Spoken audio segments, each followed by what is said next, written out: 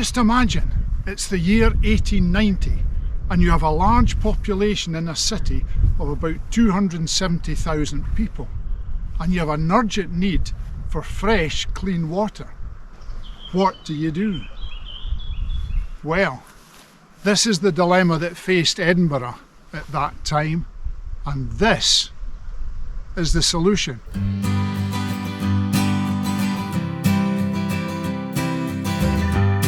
Talla Reservoir, deep within the Peeblesshire hills.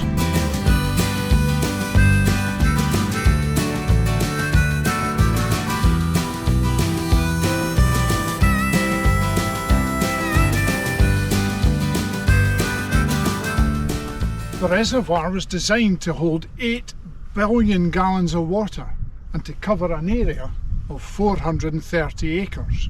The water would be taken to Edinburgh via that pipeline of 35 miles in length, and it arrived at Alnwick Hill in Edinburgh, where it joined the existing water supply. The reservoir is about 950 feet above sea level and virtually in the middle of nowhere. And that posed a problem, because the roads were bad in those days and a lot of material was going to be needed for this dam. So what were the Victorian engineers going to do? Well, they came up with the ideal solution. They would build a railway. The railway was constructed between 1895 and 1897 by the Edinburgh District Water Trust. The railway was of standard gauge, which was needed really to carry the amount of material that was going to be needed to construct this dam.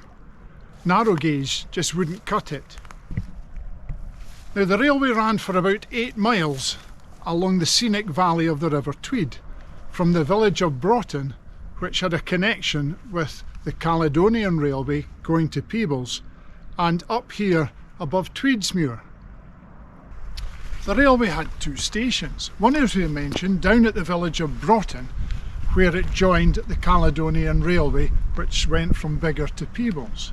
And the other end of the Talla Railway ended up here at Victoria Lodge, up in the Tweedsmuir hills. There was also a stop at Crook Inn, which provided accommodation for some of the workers. So I'm going to leave Talla and trace the railway back to Broughton, where it starts. So here I am in the pretty little village of Broughton, and it's where the Talla Reservoir Railway started. Now, Broughton itself is a pretty little village, and it's very strong associations with John Buchan, who later became Lord Tweedsmuir, and that place will feature in our film later on. Now, there's virtually nothing left of the old Broughton station, which is a shame, but having a look around, I discovered this old bridge, and it carries the Edinburgh to Moffat Road over what was the old Talla Railway. So I'm going to have a wee look at the bridge here, see if we can spot anything interesting. Now, the one thing I can spot about this bridge is the breadth of the span, and I reckon that's been designed, it's been built to take 3 lines of railway. 2 would be the normal Biggar to Peebles railway, but the 3rd line would be the Talla Reservoir line that ran parallel. I've also spotted that the bridge I've been standing on actually is on top of the aqueduct that carries the water from Talla Reservoir all the way to Edinburgh. Well, that's about all there is to see in Broughton, but let's carry on and see if we can find out where the track splits, where the Biggar to Peebles line goes off to the left, and hopefully the Talla line goes off to the right. As you can see, the track bed is quite wide because the 2 lines ran in parallel at this point.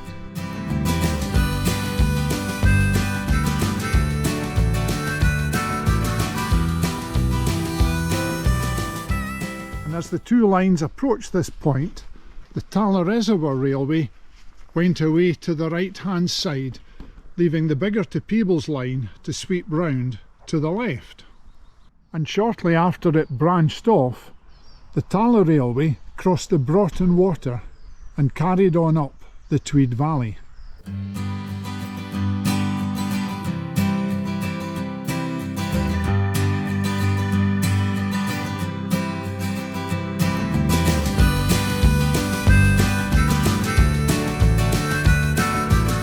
Now it's amazing, there's a lot of the original track bed still in place, and in fact it's been quite useful over the years because farmers have used it for easy access to fields up and down the River Tweed.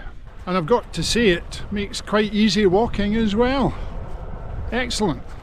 Now it's worth mentioning that this was a standard gauge railway, not a narrow gauge but a standard gauge, the full size, and I suppose it was needed to take all the materials up to build the dam. Now amazingly, some of the bridges are still in place, and the one behind me is a brilliant example. Unfortunately it could no longer be used because there's no deck on it, but just think how long that bridge has stood. So it shows the quality of the workmanship that was put into building this railway.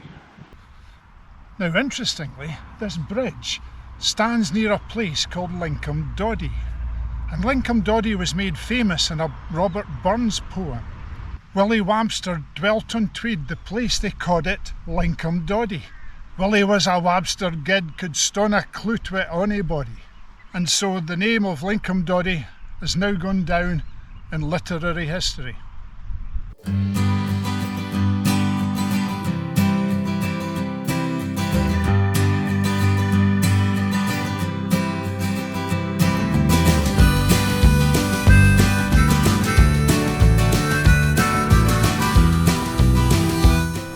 It's not just the bridges that survive. This level crossing gate has survived from the railway and is now used as a field gate. Magic!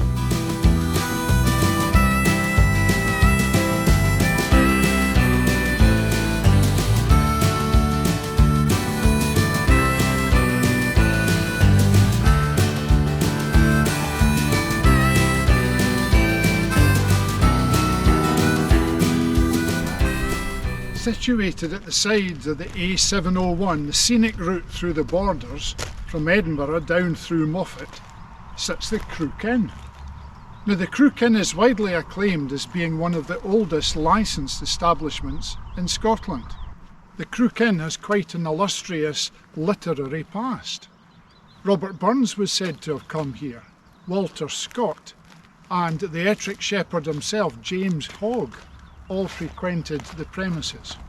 Now what interests us is behind the Crook Inn you can just make out the line of the Talla Reservoir Railway, and in fact in the old days there was a stop here to let people get off and on, some for the accommodation and some to partake of the ales and the hospitality that the Crook Inn provided.